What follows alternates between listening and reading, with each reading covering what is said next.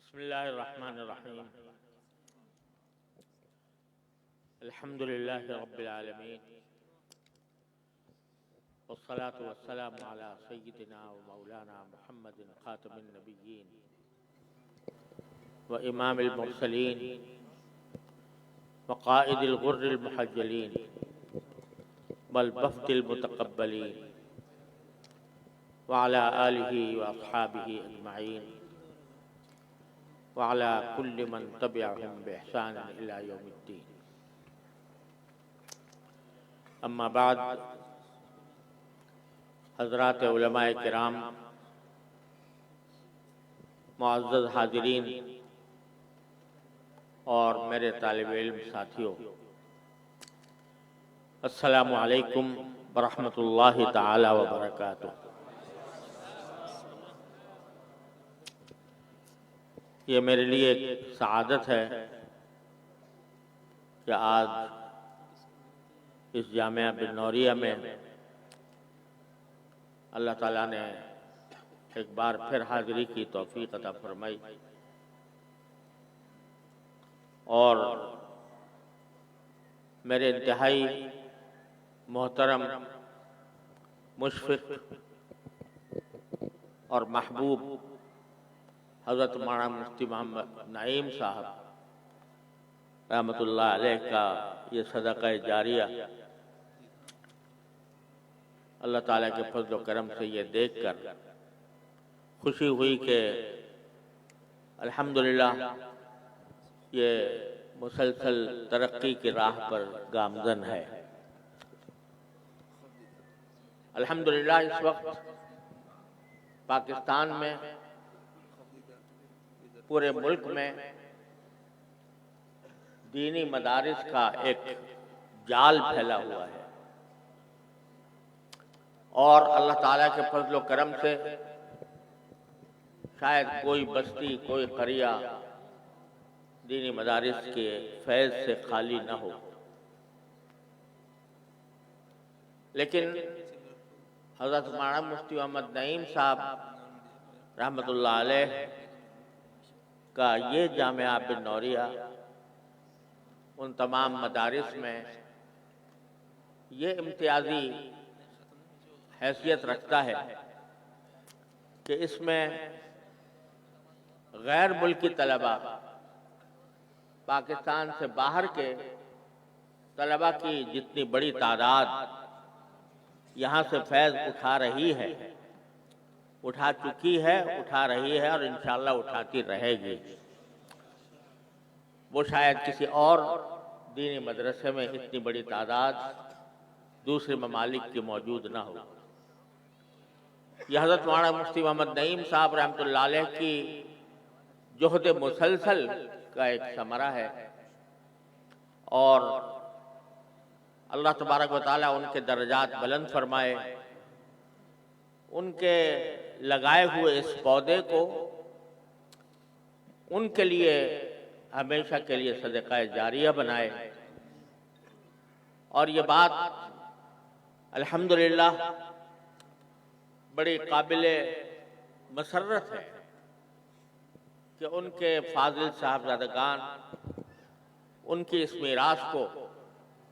نہ صرف تحفظ، اس کے میراث کا نہ صرف تحفظ کرنے میں بلکہ اس کو ترقی دینے میں مصروف ہیں۔ اللہ تبارک و تعالی ان کو مزید توفیق سے نوازے، اللہ تبارک و تعالی قدم قدم پر ان کی دستگیری فرمائے، اور جو اس جامعہ کا اصل مقصد ہے اللہ تبارک و تعالی اس کو پورا کر کے دکھائے۔ اور یہ حضرت مولانا مفتی صاحب رحمۃ اللہ علیہ اور ان کے صاحبزادگان کے لیے، تمام اساتذہ کرام کے لیے ایک صدقہ جاریہ مسلسل قائم رہے۔ میں سب سے پہلے تو ان طلباء، عزیز طلباء کو اور ان کے اساتذہ کرام کو اور ان کے خاندانوں کو مبارکباد پیش کرتا ہوں کہ اللہ جل جلالہ نے ان کے درس نظامی کی تکمیل فرمائی اور آج انہوں نے صحیح بخاری کا آخری باب ہمارے سامنے پڑھا۔ جو ابھی عزیز طالب علم نے حدیث پڑھی اور امام بخاری کا آخری باب پڑھا، اس سے پہلے آپ نے دیکھا ہوگا کہ ایک بہت طویل سند انہوں نے ہمارے سامنے پڑھی۔ یہ طویل سند در حقیقت صرف اس امت مسلمہ، امت محمدیہ علی صاحب الصلاۃ والسلام کی خصوصیت اور اس کا امتیاز ہے، جو دنیا میں کسی بھی مذہب اور کسی بھی ملت کو یہ امتیاز حاصل نہیں کہ اس کے جو پیشوا سینکڑوں سال پہلے گزرے یا ہزاروں سال پہلے گزرے، ان کے ارشادات یا ان کے کلمات کی ان کے پاس سند متصل موجود ہو۔ آج دنیا میں سب سے زیادہ جو اہل کتاب میں سے جن کا سب سے زیادہ مذہب پھیلا ہوا ہے رومن کیتھولکس کا، تو ان کی صورتحال یہ ہے کہ اگر ان سے پوچھا جائے آپ کسی بھی مسیحی عالم سے پوچھ لیں، کسی بھی یہودی عالم سے پوچھ لیں کہ تم تورات کو مانتے ہو، لیکن کیا تمہارے پاس اس بات کی کوئی دلیل موجود ہے کہ یہ تورات تم پڑھ رہے ہو یہ باقی وہی تورات ہے جو حضرت موسیٰ علیہ السلام پر نازل ہوئی تھی؟ یا آپ کسی مسیح عالم سے پوچھ لیں کہ کیا جو انجیل تم پڑھتے ہو وہ انجیل واقعتاً وہی ہے جو حضرت عیسیٰ علیہ السلام پر نازل ہوئی تھی؟ تو سوائے اس کے ان کے پاس کوئی جواب نہیں ہوگا کہ ہمارے پاس سند متصل نہیں ہے، ہمارے آباء و اجداد اس کو آسمانی کتاب کہتے چلے آئے ہیں، لہذا ہم بھی اس کو آسمانی کتاب مانتے ہیں۔ لیکن اگر یہ پوچھو کہ اس کے سند کیا ہے تو ان کے پاس اس کا کوئی جواب نہیں، اور میں آپ کو بتاتا ہوں کیا سند ہے۔ حضرت عیسیٰ علیہ السلام کو اللہ تبارک و تعالیٰ نے آسمان پر اٹھایا، اس کے بعد سے لوگوں نے حضرت عیسیٰ علیہ السلام کی سیرت اور حضرت عیسیٰ علیہ السلام کے ارشادات کو جمع کرنے کا سلسلہ شروع کیا، لیکن 3 صدیوں تک، 300 سال تک 20 انجیلیں منظر عام پر آ چکی تھی، اور ان میں آپس میں تضاد تھا، آپس میں اختلاف تھا، پتہ نہیں چل رہا تھا کہ اصلی کون سی اور نقلی کون سی ہے۔ 300 سال تک انجیلیں، یہ مرقس کی انجیل ہے، یہ برناباس کی انجیل ہے، یہ پطرس کی انجیل ہے، یہ برتھلمائی کی انجیل ہے، یہ اس کی یوحنا کی انجیل ہے،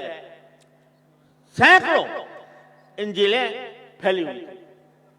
اور آپس میں صرف الفاظ میں نہیں بلکہ اس کے مضمون میں زبردست اختلافات موجود تھے۔ جب 300 سال گزر گئے، 300 سال کے بعد قسطنطین بادشاہ تھا، جو اس وقت جو استنبول کہلاتا ہے وہ قسطنطنیہ کہلاتا تھا اس وقت، تو بازنطینی حکومت کا جو بادشاہ تھا قسطنطین، وہ عیسائی ہو گیا۔ جب وہ عیسائی ہو گیا تو اس نے دیکھا کہ اس کی ساری انجیلیں پھیلی ہوئی ہیں، پتہ نہیں کون سی سچی ہے کون سی جھوٹی ہے، لہذا اس نے ایک زبردست اجتماع منعقد کیا،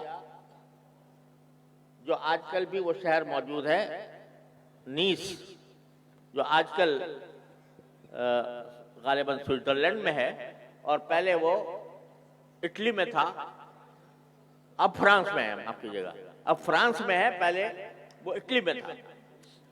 تو اس شہر کے اندر ایک عظیم اجتماع ساری دنیا کے مسیحی علماء کا اس نے منعقد کیا اور کہا بھئی فیصلہ کرو کون سی انجیل صحیح ہے کون سی غلط ہے۔ یہ 300 سال کے بعد یہ سوال اٹھایا گیا اور لوگ سارے علماء جمع تھے، پوری عالم عیسائیت کے علماء جمع تھے اور ان سے کہا جا رہا تھا بھئی فیصلہ کرو کون سی صحیح ہے کون سی غلط ہے۔ سارے دن مباحثہ ہوتا رہا، کوئی کہتا تھا یہ بہتر ہے، کوئی کہتا وہ بہتر ہے، کوئی کہتا یہ صحیح ہے، کوئی کہتا وہ صحیح ہے، سارے دن مباحثہ ہوتا رہا۔ آخر کار جو اس وقت کے پوپ صاحب تھے انہوں نے یہ تجویز پیش کی بھئی سارا دن ہو گیا بحث مباحثہ کرتے ہوئے کسی نتیجے تک نہیں پہنچ رہے، تو اب ایسا کرو اب اس کو اللہ میاں پر چھوڑو، اللہ تعالیٰ سے پوچھیں گے کہ کون سی صحیح ہے کون سی غلط ہے۔ بھئی کیسے پوچھیں گے اللہ میاں سے؟ کہا ایسا کرو کہ جتنی ساری انجیلیں ہیں نا وہ ساری ایک میز کے اوپر جمع کر دو اور میز پر جمع کر کے اور اس کو ایک کمرے کے اندر بند کر دو اور برابر کے اندر سارے مسیحی علماء جو ہیں وہ علماء اور راہب وہ سارے کے سارے جمع ہو کر یہ دعا کرتے رہے کہ اللہ جو جھوٹی ہو وہ گر جائے، جو جھوٹی ہو وہ گر جائے، جھوٹی ہو گر جائے اس میز پر سے۔ جب صبح کو بیدار ہوئے تو دیکھا کہ باقی ساری گری پڑی ہیں، صرف 4 موجود ہیں۔ میں نے کہا بس فیصلہ ہو گیا، یہ 4 انجیلیں جو ہیں یہ اصلی ہیں اور باقی جو ہیں وہ سب جھوٹی ہیں کیونکہ اللہ میں نے گرا دیا ان کو زمین پر۔ ایک مورخ ہے جو یہ واقعہ لکھتا ہے کہ یہ واقعہ پیش آیا تھا جس طرح ان 4 انجیلوں کو، یعنی 4 انجیلیں باقی متی، مرقس، لوقا، یوحنا، یہ 4 انجیلیں بس سچی قرار دی گئی۔ تو وہ کہتا ہے مورخ لکھتے ہوئے کہ سب لوگوں نے یہ سب بحث تو کر لی اور یہ نظارہ بھی دیکھ لیا کہ نیچے کتابیں گری ہوئی تھی، 4 اوپر رکھی ہوئی تھی، لیکن کسی نے یہ تحقیق نہیں کی کہ اس دن اس کمرے کے دروازے کی چابی کس کے پاس تھی۔ یہ کسی نے کوئی تحقیق کرنے کی توفیق نہیں ہوئی کہ اس رات میں اس کمرے کی چابی کس کے پاس تھی۔ تو چابی تھی پوپ صاحب، تو لہذا اس کے نتیجے میں جو 4 انجیلیں ہیں وہ معتبر قرار پا گئی اور باقی ساری جو ہیں وہ رد کر دی گئی۔ یہ ہے سند ان 4 انجیلوں کے مستند اور معتبر ہونے کی، اور ان میں بھی آپس میں اختلاف ہے، اب بھی اختلاف ہے، اور ایسی سی باتیں ہیں کہ میں آپ کو کیا بتاؤں کہ اس کے اندر کس طرح ان کے نسب نامے میں اختلاف ہے، حضرت عیسیٰ علیہ السلام کے نسب نامے میں اختلاف ہے، یہاں تک کہ اللہ بچائے اس کے روح سے، اگر معاف کیجئے گا اللہ تبارک و تعالیٰ مجھے معاف کرے، لیکن اس نسب نامے کے روح سے اگر دیکھا جائے تو حضرت عیسیٰ علیہ السلام کا بلد الحرام ہونا ثابت ہوتا ہے، اعوذ باللہ۔ یہ ہے سند۔ تو یہ امتیاز صرف نبی آخر الزمان سرورد عالم محمد مصطفیٰ صلی اللہ علیہ وسلم کو اللہ تعالیٰ نے عطا فرمایا کہ 1400 سال گزر گئے ہیں، نہ صرف قرآن بلکہ نبی کریم صلی اللہ علیہ وسلم کی ایک ایک حدیث کی متصل سند ہم سے لے کر سرکار دو عالم صلی اللہ علیہ وسلم تک موجود ہے۔ آپ نے ابھی دیکھا کہ ہمارے طالب علم نے پڑھا کہ میں نے کس سے پڑھا ہے، میرے استاد نے کس سے پڑھا، ان کے استاد نے کس سے پڑھا، اور یہاں تک کہ امام بخاری تک پہنچ گئے اور اس کے بعد امام بخاری کی حدیث موجود، اور جتنے نام انہوں نے لیے اور جتنے نام بخاری شریف کے اندر آتے ہیں کہ سند کے کہ میں نے فلاں سے پڑھا، میں نے فلاں سے پڑھا، میں نے فلاں سے پڑھا، ان میں سے ایک ایک انسان کا کچا چٹھا اسماء الرجال کی کتابوں میں موجود۔ آپ بخاری شریف کی یہ 2 جلدیں ہیں اور اس کے اندر ہزاروں حدیثیں ہیں، تقریباً 7000 کے قریب احادیث ہیں، ان 7,000 احادیث میں ہر سند کے اندر کم سے کم 3 اور کم زیادہ سے زیادہ 6 راوی ہوتے ہیں ایک حدیث کے اندر. آپ کسی بھی راوی پر انگلی رکھ دیجئے اور یہ پوچھئے کہ یہ راوی کون ہے، کتابوں کے اندر اس کے بارے میں اسے سارا کچا چٹا مل جائے گا کہ وہ حافظہ اس کا کیسا تھا، وہ ثقہ تھا یا نہیں تھا، وہ عدالت رکھتا تھا کہ نہیں رکھتا تھا، لوگوں کے اندر اس کی شہرت کیسی تھی، ساری تفصیلات اس راوی کی مل جائیں گی. کوئی راوی ایسا نہیں جس کی تفصیلات موجود نہ ہوں. کیوں؟ اللہ تعالیٰ نے جب وعدہ فرمایا تھا اِنَّا نَحْنُ نَزَّلْنَا الذِّكْرَ وَإِنَّا لَهُ لَحَافِظُونَ، ہم نے ہی قرآن نازل کیا اور ہم ہی اس کی حفاظت کریں گے. تو قرآن کی حفاظت تو اس طرح کرائی اللہ تبارک و تعالیٰ نے کہ آج اگر فرض کرو خدا نہ خواستہ قرآن کریم کے سارے نسخے ختم ہو جائیں تو 12 سال کے بچے اپنی زبان سے اس کو لکھوا دیں گے اور ہر ملک کے اندر الحمدللہ قرآن کریم کے حافظ ایسے ملیں گے. لیکن حفاظت صرف الفاظ ہی کی تو نہیں تھی، حفاظت اس کے معنی کی بھی تھی، قرآن کی تفسیر کی بھی تھی. اور قرآن کی تفسیر وہ ہے جو جناب محمد مصطفیٰ صلی اللہ علیہ وسلم نے فرمائی. یہ ساری احادیث جو ہیں یہ قرآن کی تو تفسیر ہے. تو اس قرآن کی تفسیر کو بھی اللہ تبارک و تعالیٰ نے اس طرح محفوظ رکھا. دنیا کی کوئی ملت، کوئی مذہب، کوئی دین اس کی مثال پیش نہیں کر سکتا کہ اس کے ایک ایک راوی کا حال موجود ہے. محدثین نے اپنی عمریں کھپائیں، پیدا اس لیے کیے گئے کہ سرکار دو عالم صلی اللہ علیہ وسلم کی احادیث کو محفوظ کریں. خطیب بغدادی رحمۃ اللہ علیہ نے اپنی کتاب الکفایہ میں لکھا ہے، مجھے محدث کا نام یاد نہیں رہا، اس محدث سے پوچھا گیا کہ بھئی آپ کس طرح راویوں کی تحقیق کرتے تھے کہ یہ راوی کیسا ہے؟ تو فرمایا کہ ہم جس راوی کے بارے میں ہمیں تحقیق کرنی ہوتی تھی اس کے وطن میں پہنچتے تھے، اس کے شہر میں جاتے تھے، اس کے بارے میں لوگوں سے معلومات کرتے تھے. اتنی معلومات کرتے تھے کہ بھئی اس نے پڑھا کہاں ہے، یہ حافظہ اس کا کیسا ہے، کبھی اس نے جھوٹ بولا ہے کہ نہیں بولا، اور اس کا کردار کیسا ہے، کیریکٹر کیسا ہے. یہ معلومات اس طرح کرتے تھے کہ لوگ جن سے ہم معلومات کر رہے ہوتے تھے وہ ہم سے بعض اوقات کہتے تھے کیا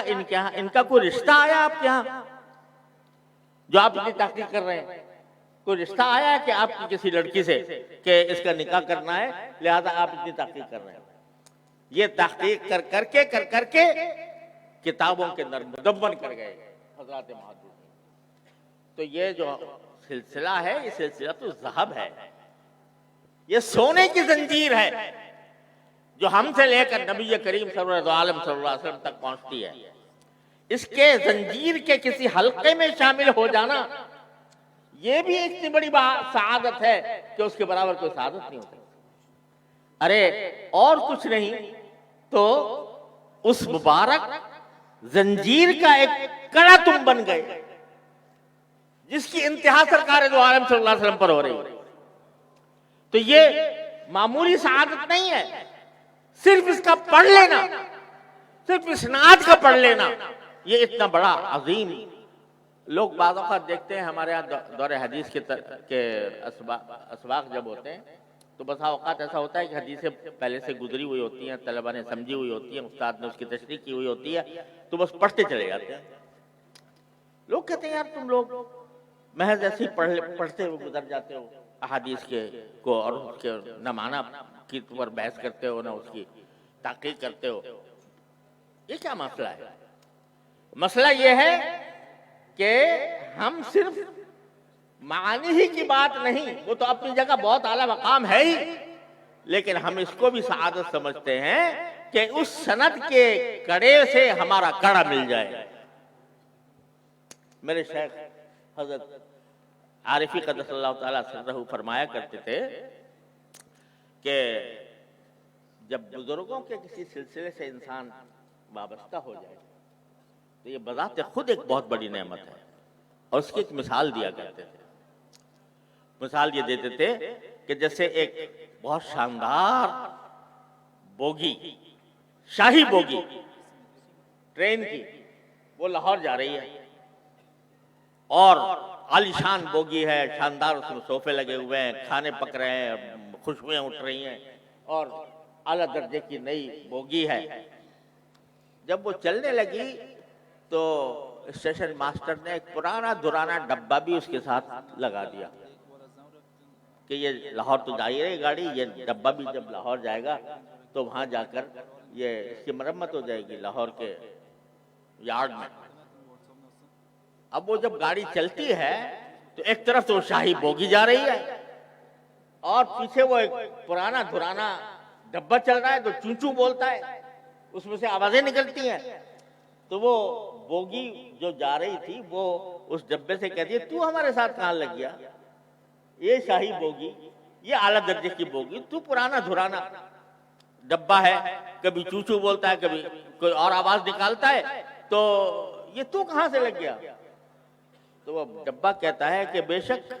मैं पुराना हूं, मैं दुराना हूं, मेरी आवाजें निकल रही हैं, मेरे चू चू बोल रहा हूं, लेकिन मेरा कुंडा तुम्हारे कुंडे के साथ लगा हुआ है। मेरा कुंडा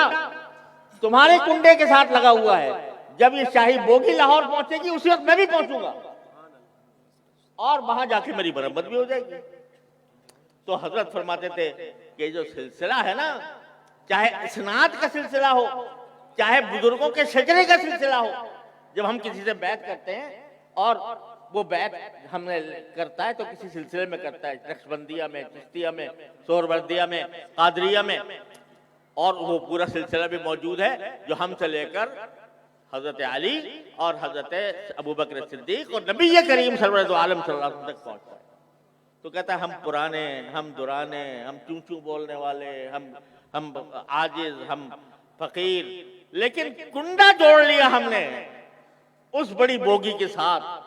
जो असलाफ सालिहीन की बोगी है। इंशाअल्लाह ये कुंडे से जुड़ जाना भी बड़ी अजीम नेमत है। तो इसलिए हम जहां हदीस की हिफाजत करते हैं और हदीस पढ़ते हैं, वहां इस्नाद की भी हिफाजत करते हैं। और इसलिए तालिब इल्म ने इतना बड़ा सिलसिला आपके सामने, हमारे सामने पड़ा है। अल्लाह तबारक व तआला इस सिलसिले की बरकत हम सबको अता फरमाए। अब ये आखिरी बाब है इमाम बुखारी का, जिसमें इमाम बुखारी रहमतुल्लाह अलैह ने कुरान करीम की उस आयत का हवाला दिया है जिसमें बारी ताला ने फरमाया कि वनज़अल मवाज़ीन अल-क़िस्त लियौमिल क़ियामह, हम क़यामत के दिन वो तराजुएं कायम करेंगे जो सरापा इंसाफ होंगे। अल्लाह तबारक व तआला अपने इल्म से भी फैसला कर सकते थे कि कौन अच्छा है, कौन बुरा है, कौन जन्नती है, कौन जहन्नमी है, लेकिन अल्लाह तबारक व तआला फरमाते हैं हम इंसाफ न सिर्फ करना है बल्कि इंसाफ होता हुआ नजर भी आए, इसलिए हम तराजुएं कायम करेंगे। और उस पर इमाम बुखारी फरमाते हुए अमाल बनी आदम व कौलहुम यूज़न, बनी आदम के अमाल भी तोले जाएंगे और उसके मुंह से निकली हुई बातें भी तोली जाएंगी। ये ना समझो कि कोई बात तुमने अपने जबान से निकाली तो हवा में उड़ गई और खत्म हो गई, वो रिकॉर्ड हो रही है किसी जगह और उस बात को भी तोला जाएगा कि ये कितना वजन रखता है। लिहाजा इमाम बुखारी रहमतुल्लाह अलैह आखिर में हमें जो पैगाम दे रहे हैं वो ये दे रहे हैं कि तुमने सारी किताब मेरी पढ़ ली, उसमें नबी करीम सल्लल्लाहु अलैहि वसल्लम की तालीमात तुमने हासिल कर ली, उसमें तमाम इबादात का भी इल्म तुमको हासिल हो गया, तमाम मुआमलात का इल्म भी हासिल हो गया, मुआशरत और अखलाक का इल्म भी हासिल हो गया। लेकिन याद रखो सिर्फ ये इल्म काफी नहीं है, सिर्फ जान लेना काफी नहीं, बल्कि इस बात का ख्याल रखो कि अब जो कुछ तुम अमल करोगे तो उसको अल्लाह तबारक व तआला तराजुओं में तोलेंगे। तो अल्लाह ताला के हाथ तुलने से पहले तुम खुद तोल लो कि जो मैं अमल करने जा रहा हूं वो आया मुझे जन्नत की तरफ ले जाएगा या जहन्नम की तरफ ले जाएगा, और जो बात मुंह से निकाल रहा हूं वो मुझे जन्नत की तरफ ले जाएगी या जहन्नम में ले जाएगी। तो कब्ल इसके कि वहां तुले पहले खुद तोल के देख ले। ये पैगाम है इमाम बुखारी का जो बिल्कुल आखिर में हजरत इमाम बुखारी रहमतुल्लाह अलैह ने दिया है। और ये सोचो कि मेरे अमाल में वजन पैदा हो किसी तरह, और अगर मालूम करना हो کہ وزن کیسے پیدا ہوتا ہے تو میری پہلی حدیث پڑھ لو کہ انما الاعمال بالنیات، کہ جو کام تم اللہ تبارک و تعالیٰ کی کو راضی کرنے کی نیت سے کرو گے اس میں وزن ہوگا، چاہے عمل چھوٹا سا نظر آ رہا ہو۔ دیکھنے میں آپ نے حدیث میں پڑھا ہے، اسی بخاری کی حدیث میں، کہ ایک شخص نے کتے کو پانی پلا دیا تھا، پیاسے کتے کو، وہ اللہ کی رضا کے لیے پلایا تھا، اللہ تعالیٰ نے اس کی بنا پر اس کی مغفرت فرما دی۔ چھوٹا سا عمل تھا لیکن اخلاص کے ساتھ تھا، قبول ہوا اور اس میں اتنا وزن ہوا کہ وہ مغفرت ہو گئی۔ اور بڑے سے بڑا کام کر لو، بڑے سے بڑے کارہائے نمایاں انجام دے دو، لیکن اگر ان میں اخلاص نہیں تو وہ مکھی کے پر کے برابر بھی کوئی حیثیت نہیں رکھتی، کوئی وزن نہیں رکھتی۔ لہذا ہمیں امام بخاری رحمۃ اللہ علیہ اس طرف متوجہ فرما رہے ہیں کہ اب تم باہر نکلو گے، اور مجھے تو کچھ ایسا لگتا ہے کہ شاید امام بخاری رحمۃ اللہ علیہ کو یہ منکشف ہو گیا ہو کہ میری اس کتاب کو پڑھ کر لوگ عالم کہلائیں گے، ان کے سروں پر دستار سجائی جائے گی، وہ سارے دنیا کے اندر عالم کے نام سے پہچانے جائیں گے۔ تو وہ پیغام دے رہے ہیں کہ تم اپنے اعمال اور اپنے اقوال کا جائزہ لیا کرو اور یہ دیکھا کرو کہ اس میں اخلاص کا وزن ہے یا نہیں۔ اللہ تعالیٰ وہ وزن ہمارے اندر پیدا فرما دے۔ اور یہ بھائی بہت بڑا مسئلہ ہے۔ علم جو ہے وہ بذات خود کوئی قیمت نہیں رکھتا جب تک اس کے ساتھ عمل نہ ہو، اور عمل میں کوئی قیمت نہیں ہوتی جب تک اس کے ساتھ اخلاص نہ ہو۔ اور اخلاص ایسی چیز ہے کہ شیطان یہیں پر جا کر ڈاکہ ڈالتا ہے کہ آدمی کوئی کام کر رہا ہوتا ہے، اس کے اندر دل میں پیدا کر دیتا ہے شہرت کی خواہش، نام و نمود کی خواہش، ریاکاری کی خواہش، اور اس اپنا بڑا بننے کی خواہش، تو اس کے نتیجے میں وہ سارا جو عمل ہوتا ہے وہ بیکار ہو کے چلا جاتا ہے۔ لہذا یہ پیغام ہے امام بخاری رحمۃ اللہ علیہ کا کہ اپنے ہر قول و فعل کے اندر اس بات کا جائزہ لیتے رہا کرو کہ تمہارے اس قول و فعل میں وزن کتنا ہے، اخلاص کا وزن کتنا ہے۔ اور اس کے لیے بھائی میں آپ حضرات سے ایک گزارش کرتا ہوں جو میں نے اپنے بزرگوں سے سنی ہے، اور انشاءاللہ اگر اس پر عمل کر لیا جائے تو اللہ تعالیٰ کی رحمت سے امید ہے کہ اللہ تبارک و تعالیٰ ہم سب کو اخلاص سے نوازیں گے۔ وہ یہ کہ ہر روز صبح کو فجر کے بعد، فجر کی نماز کے بعد چند منٹ اللہ تبارک و تعالیٰ کی بارگاہ میں حاضر ہو کر یہ دعا کر لیں کہ یا اللہ میرا دن آج شروع ہو رہا ہے، اور اس دن میں میری پتہ نہیں میرا آخری دن بھی ہو سکتا ہے۔ آج کل کسی کا پتہ ہے کہ کب تک زندہ رہے گا، ہو سکتا ہے آخری دن ہو یا اور بھی آپ نے مزید مہلت دی ہوئی ہو، لیکن آج میں دن شروع کر رہا ہوں تو میں اس عہد کے ساتھ شروع کر رہا ہوں کہ جو کام کروں گا اے اللہ آپ کی رضا کے لیے کروں گا، یہاں تک کہ کھانا بھی کھاؤں گا تو آپ کی رضا کے لیے، اگر اپنے بیوی بچوں سے اور اپنے گھر والوں سے بات چیت کروں گا آپ کی رضا کے لیے، اگر میں سوؤں گا تو میرا سونا بھی آپ کے لیے ہوگا، یعنی اس لیے ہوگا کہ اس سونے کے ذریعے مجھے قوت حاصل ہو اور میں قوت حاصل ہو کر آپ کی عبادت زیادہ سے زیادہ انجام دے سکوں، اس نیت کے ساتھ کروں گا۔ ان صلاتی و نسکی و محیایا و مماتی للہ رب العالمین، اللہ کے لیے ہوگا۔ اور یہ پہلے تو عہد کر لو اور پھر ساتھ میں دعا کر لو۔ دعا یہ کر لو کہ یا اللہ میں نے عہد تو کر لیا، لیکن میں اس عہد پر خود اپنی طاقت سے قائم نہیں رہ سکتا جب تک آپ کی توفیق شامل حال ہے۔ تو اے اللہ اس عہد کے ساتھ میں آپ سے دعا بھی مانگتا ہوں کہ اللہ مجھے مخلص بندوں میں شامل فرما لے، میرے ہر عمل کو اپنے رضا جوئی کے لیے کر لے، میری ساری زندگی کو اپنی رضا کامل کے مطابق بنا دے۔ یہ دعا کر لو صبح سویرے، اور رات کو سوتے وقت پھر سونے سے پہلے ایک مرتبہ جائزہ لے لو کہ آج میں نے زندگی میں اپنے دن میں کیا کیا کام کیے تھے اور وہ کیسے کیسے انجام دیے گئے، اس میں کتنا اخلاص تھا، اس میں کتنی رضا جوئی تھی اللہ تبارک و تعالیٰ کی. اور جہاں نافرمانی تو نہیں کی میں نے کوئی، اگر نافرمانی کی ہے تو اے اللہ مجھے اپنی رحمت سے اس کو معاف فرما دے. میں توبہ کرتا ہوں، استغفار کرتا ہوں، اور اس بات کا ارادہ کرتا ہوں کہ جب کل دوبارہ دن شروع ہوگا تو دوبارہ اسی وہی عہد کروں گا، دوبارہ بھی آپ سے وہی توفیق مانگوں گا. یہ صبح کے 5 منٹ اور رات کے 5 منٹ ہیں تو بڑے آسان، کوئی مشکل نہیں، کوئی پیسہ خرچ نہیں ہوتا، کوئی محنت نہیں جاتی، کوئی سفر نہیں کرنا پڑتا، لیکن کر لے آدمی. شیطان یہ کہتا ہے کہ بات تو بڑی اچھی ہے اور مختصر بھی ہے، لیکن ٹھیک ہے بھائی کل سے شروع کروں گا. اب کل جو ہے وہ پھر آتی نہیں، آدمی غفلت کا شکار ہو جاتا. لیکن میں آپ سے اللہ کے بھروسے پر دعوے کے ساتھ کہتا ہوں کہ 40 دن یہ عمل کر کے دیکھ، زندگی میں انقلاب آ جائے گا.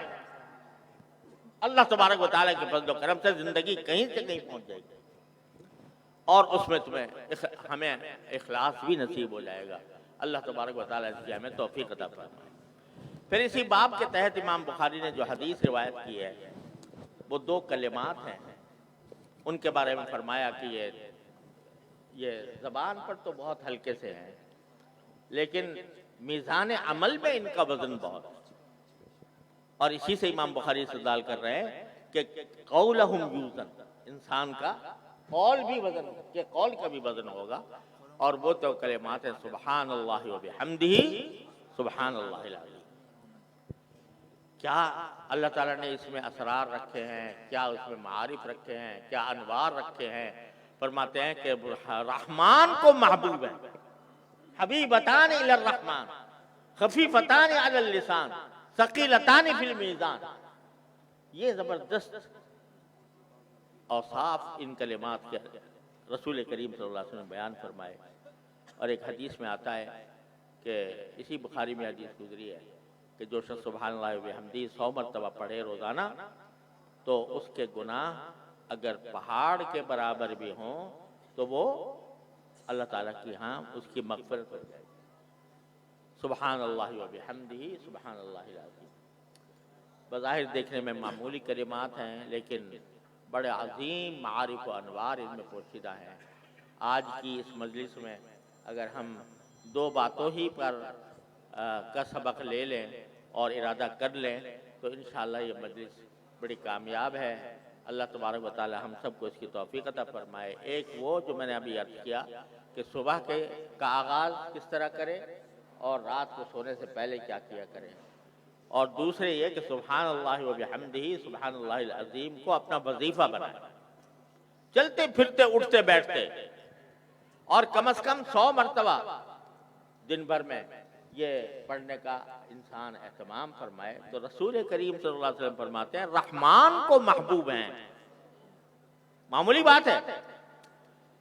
اور لفظ بھی یہ نہیں کہا اللہ کو محبوب ہے، رحمان کو محبوب ہے. وہ جس کی رحمت عام بھی ہے تام بھی ہے اس کو محبوب ہے. لہذا جو بندہ یہ پڑھے گا تو کیا وہ محبوب نہیں ہوگا؟ وہ رحمان کو محبوب نہیں ہوگا، اور رحمان کی رحمتیں اس کی طرف متوجہ نہیں ہوں گی. لہذا اگر ہم یہی سبق لے کے چلے جائیں کہ اللہ تبارک و تعالی ہمیں انشاءاللہ یہ 2 کام کریں گے، ایک صبح اور رات کا، اور دوسرا سبحان اللہ وبحمدہ سبحان اللہ العظیم کو اپنا وظیفہ بنائیں گے، تو انشاءاللہ ہماری زندگی پلٹ جائے گی. زندگی اللہ تعالیٰ کے مرضی کے مطابق ہو جائے گی. موت اگر آ گئی جس وقت بھی آئے تو انشاءاللہ ثم انشاءاللہ ہم موت کے بعد اللہ تبارک و تعالیٰ کی محبت اور اس کی رحمت حاصل کر سکیں گے. اللہ تبارک و تعالیٰ اپنے فضل و کرم سے اپنی رحمت سے ہمیں اس پر عمل کرنے کی توفیق عطا فرمائے. وآخر دعوانا ان الحمدللہ رب العالمین.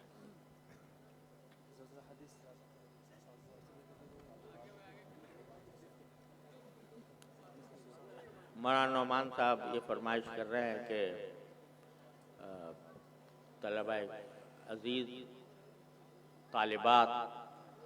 اور اساتذہ کرام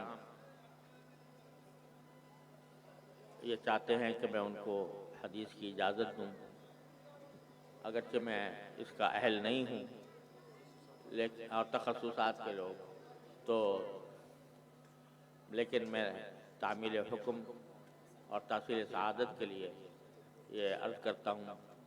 کہ تمام دورہ حدیث کے طلبہ، موقوف علیہ کے طلبہ،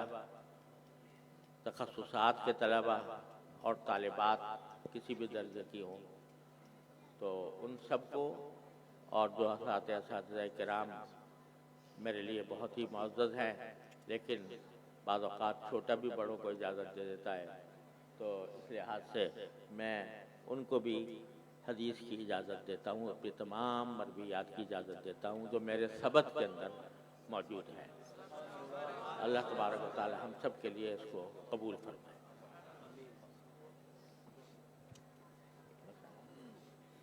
اچھا بھائی، دعا کر لیں۔ ہمارے بزرگوں سے یہ منقول ہے کہ صحیح بخاری کے اختتام پر اور تکمیل پر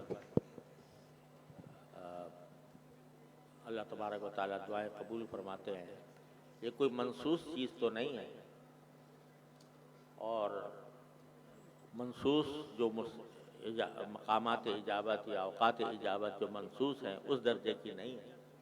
لیکن تجربہ ہے ہمارے بزرگوں کا کہ اس موقع پر دعائیں قبول ہوتی ہیں، لہذا اس پر اہتمام کے ساتھ اللہ تعالیٰ کے حضور حاضر ہو کر ہم دعا کر لیتے ہیں۔ اللہم لک الحمد حمدا دائما مع دوامک، ولک الحمد حمدا خالدا مع خلودک، ولک الحمد حمدا لا منتہا لہ دون مشیتک، اللہم لک الحمد حمدا عند کل طرفۃ عین وتنفس کل نفس، اللہم یا ارحم الراحمین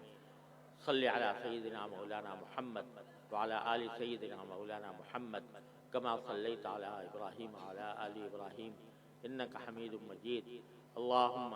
ربنا ظلمنا انفسنا وإن لم تغفر لنا وترحمنا لنكونن من الخاسرين، ربنا آتنا في الدنيا حسنة وفي الآخرة حسنة وقنا عذاب النار، اللهم يا أرحم الراحمين انفعنا بما علمتنا وعلمنا ما ينفعنا، اللهم انفعنا بما علمتنا وعلمنا ما ينفعنا۔ یا اللہ اپنے فضل و کرم اپنی رحمت سے ہمارے تمام گناہوں کو اپنی رحمت سے معاف فرما دیجیے۔ یا اللہ ہم ساری امت کی طرف سے معافی مانگتے ہیں، یا اللہ ہماری ساری امت کی طرف سے توبہ کرتے ہیں، اے اللہ سب کے گناہوں کو معاف فرما دے، ہماری ساری امت کی مغفرت فرما، اور اے اللہ اپنے فضل و کرم سے ہماری شامت اعمال کو ہم سے دور فرما دے۔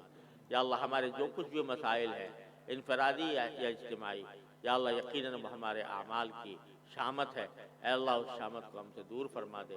راضی ہو جائیے۔ اللہم لک العتبی حتی ترضی، اللہم لک العتبی حتی ترضی، اللہم لک العتبی حتی ترضی، اللہم باقیتاً کباقیت الولید، اللہم باقیتاً کباقیت الولید۔ یا اللہ ہمارے اعمال و اخلاق کی اصلاح فرما، اے اللہ ہمیں اتباع سنت کی توفیق عطا فرما، یا اللہ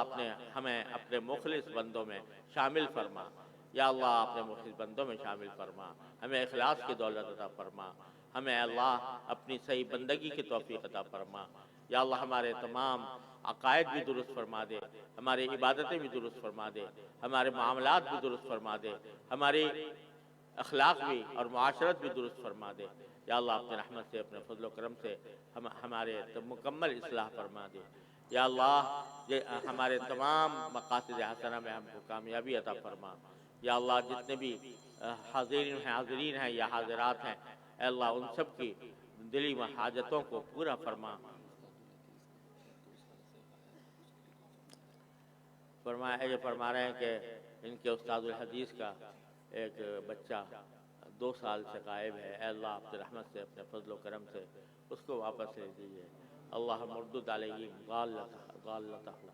اللہم اردد علیہ ضالتہ، اللہم اردد علیہ ضالتہ، یا ارحم الراحمین اپنے فضل و کرم سے جو بھی ہم میں لوگ بیمار ہیں انہیں شفاء کامل و عاجل عطا فرما، جو تنگ دست ہیں ان کے تنگ دستی کو دور فرما، جو بے روزگار ہیں ان کو حلال واسع روزگار عطا فرما،